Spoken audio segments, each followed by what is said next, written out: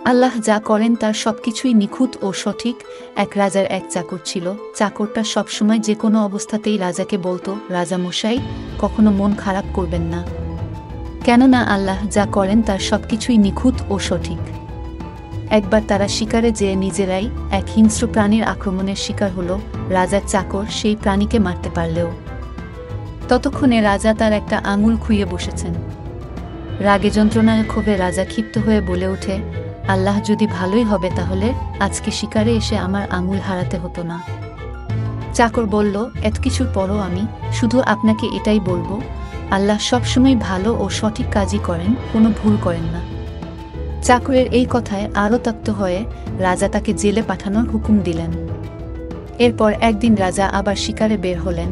এবার তিনি একদল বন্য মানুষের হাতে বন্দী হলেন।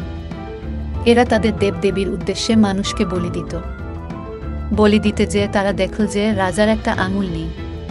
তারা এমন বিকলাঙ্গ কাউকে তাদের দেবতার উদ্দেশ্যে উৎসর্গ করতে রাজি হল না। তাই তারা রাজাকে ছেড়ে দিল।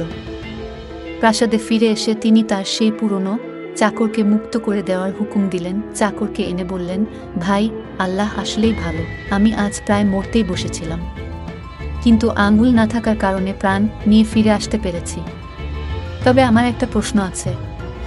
আল্লাহ ভালো, এটা তো বুঝলাম, কিন্তু তাহলে তিনি আমাকে দিয়ে তোমাকে জেলে পুরলেন কেন? চাকর বলল, রাজামশাই, আমি যদি আজ আপনার সাথে থাকতাম তাহলে আপনার বদলে আজ আমি কোরবান হয়ে যেতাম। আপনার আঙুল ছিল না, কিন্তু আমার তো ছিল।